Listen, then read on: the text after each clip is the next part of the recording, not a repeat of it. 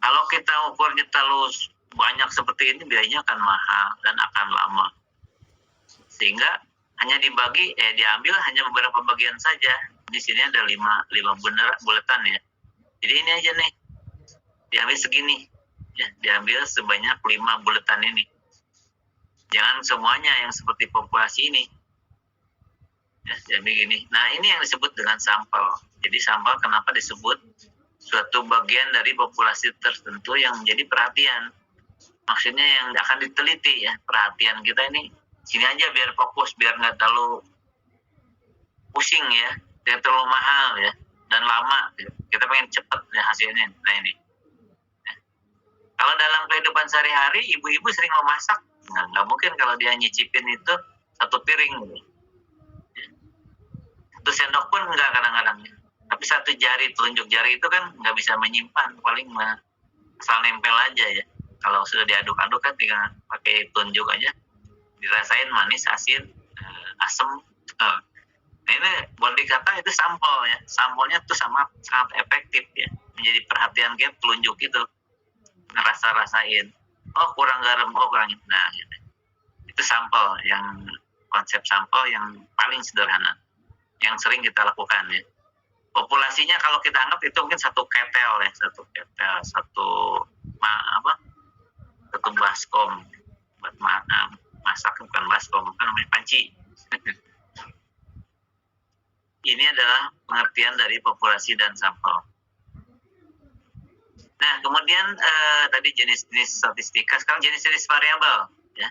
Ada yang disebut dengan variabel dalam statistika itu ya. Variabel ini berubah-ubah ya. Variabel namanya juga ya, berubah-ubah. Sesuatu yang berubah-ubah biasanya dikatakan variabel ya. Nah, variabel. Nah, jadi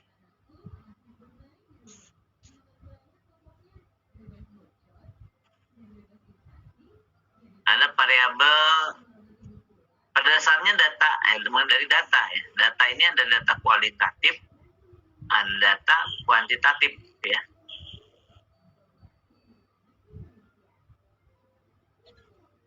Data kualitatif misalnya di sini adalah jenis kelamin ya, warna kesayangan, asal suku dan lain-lain ya. Jenis kelamin bukan angka kan, jenis kelamin nggak bisa diukur ya.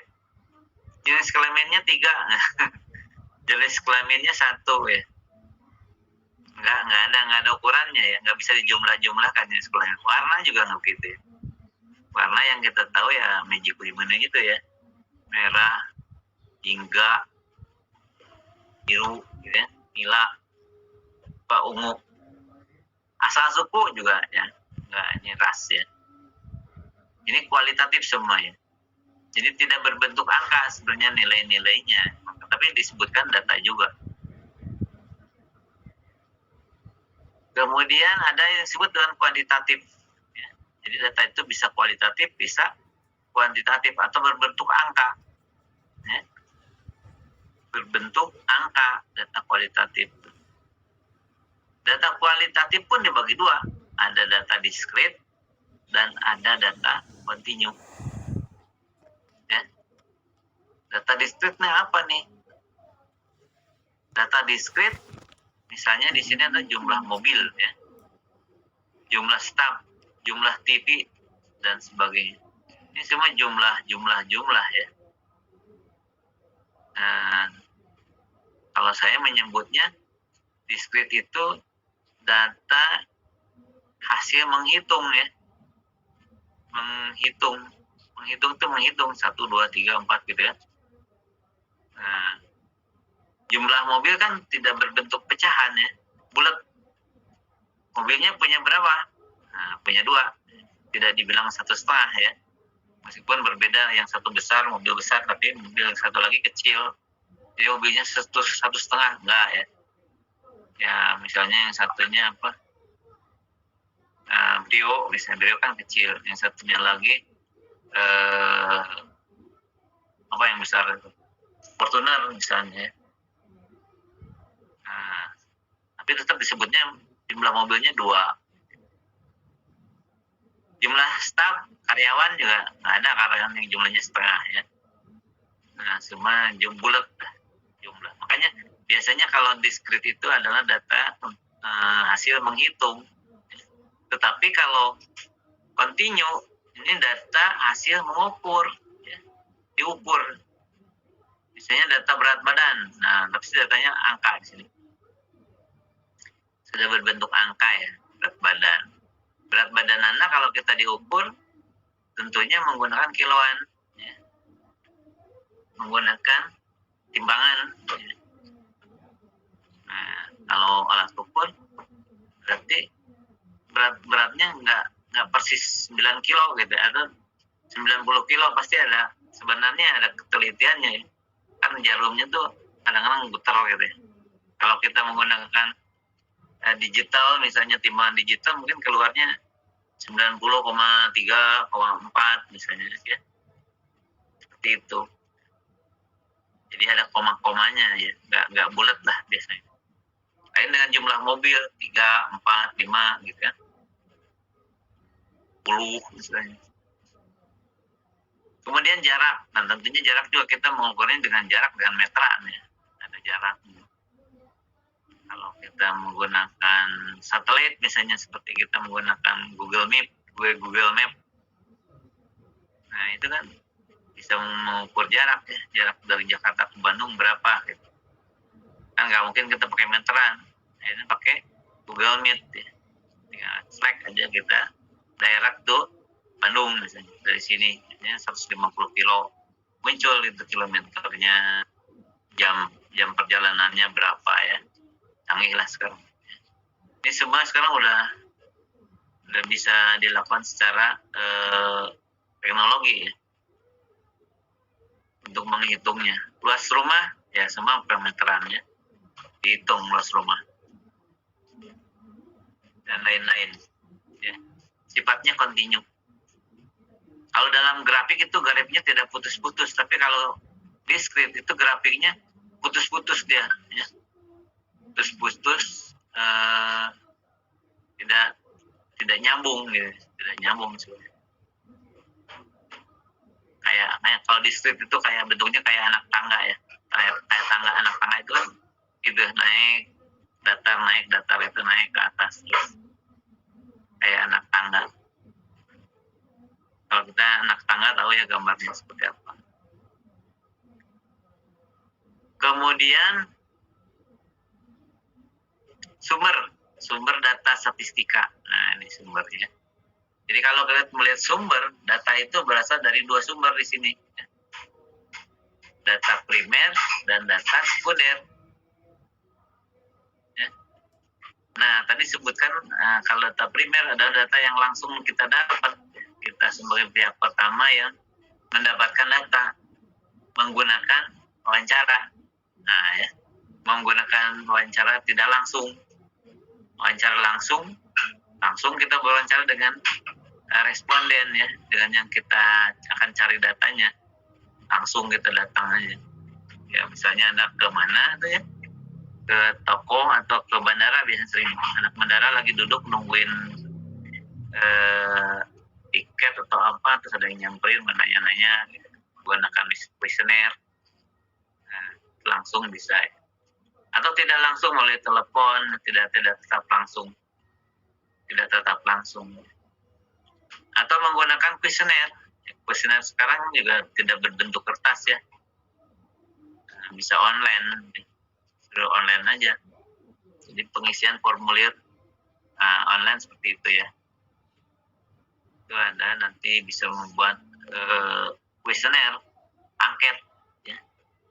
Itu semua adalah data primer. Bukan kita minta dari yang lain ya. Kita mengadakan penelitian sendiri, survei sendiri, datang ke lapangan. Kemudian bisa dengan data sekunder, boleh ya. Dalam penelitian juga kita menggunakan data sekunder. Artinya data hasil olahan orang lain ya. Ini yang sering dijadikan bahan referensi untuk permintaan data ya. Yang seringkali dari BPS. Nah, tadi saya sebut-sebut ya BPS ini paling pertama, karena di Indonesia ini BPS lah yang pertama yang mengumpulkan data ya. Yang ada di Indonesia selain BPS. Ini kalau saya masih percaya aja dengan BPS ya. Banyak orang-orang tidak percaya. Ya. Kenapa? Karena BPS ini nasional sifatnya ya. Jadi tidak sektoral, tidak apa namanya. Tidak comot datanya ya. Datanya jelas, melembaga gitu. Kalau orang sudah ada lembaganya, ya tidak-tidaknya sudah rapi lah pekerjaannya ya. Sudah perangkatnya sudah lengkap. Kemudian data Bank Indonesia. Bank Indonesia. Sekarang di web ada juga ya, BPS itu sama di web ada ya. www.bps.go.id ya.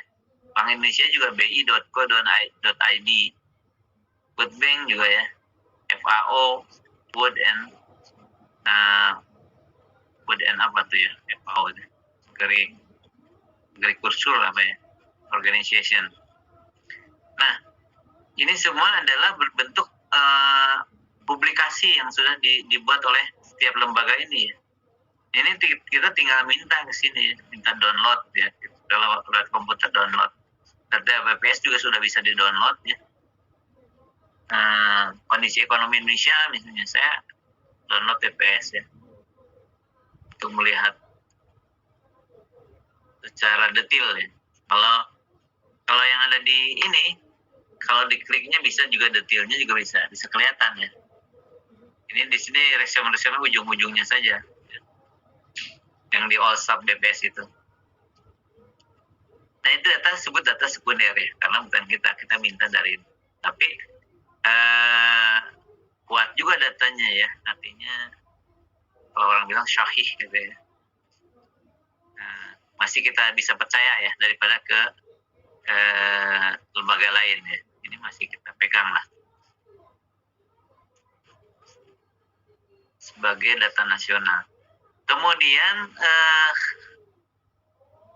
beberapa alat ukur, ini disebut dengan skala ya, skala pengukuran, tetap.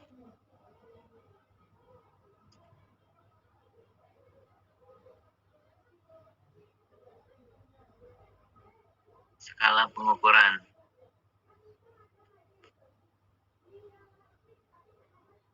Nah, ke sini.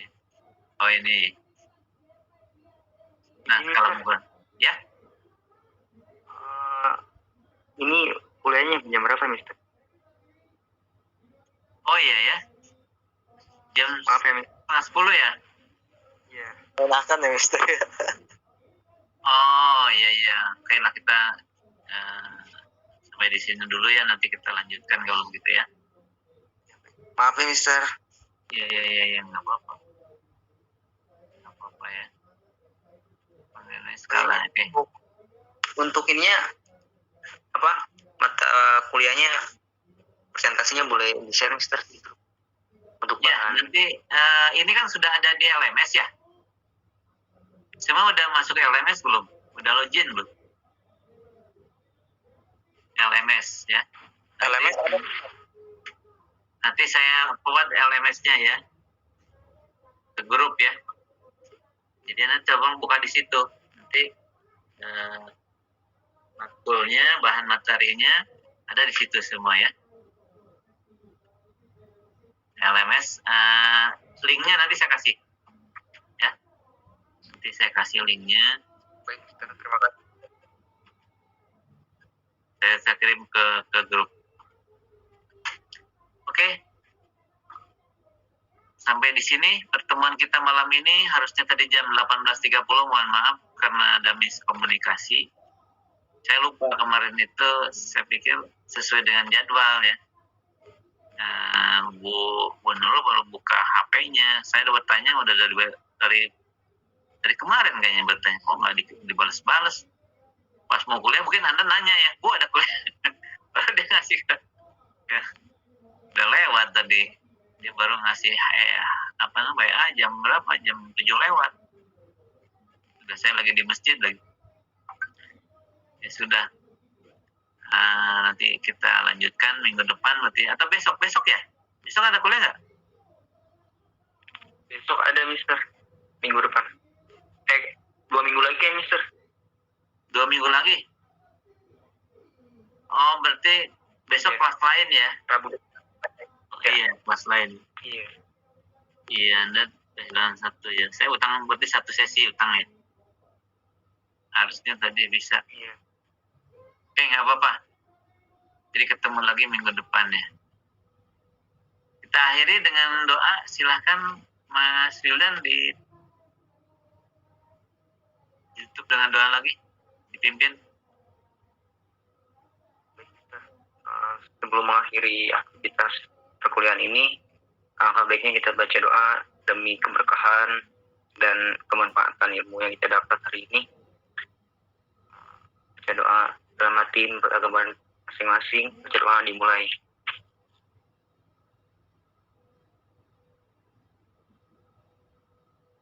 Doa selesai. Ya, terima kasih Mas Wildan. Tetap jaga kesehatan ya, prokes. Karena masih belum ini clear ya, belum jelas, mulai ada perpanjang terus. Nggak apa-apa ya, jaga kesehatan. Oke, sampai ketemu minggu depan. Semoga tetap sehat selalu, bisa ketemu lagi. Assalamualaikum warahmatullahi wabarakatuh. Waalaikumsalam warahmatullahi wabarakatuh. Terima kasih Mister. Sehat-sehat. Sama. Izin keluar ya Mister. Oke. Assalamualaikum. Waalaikumsalam.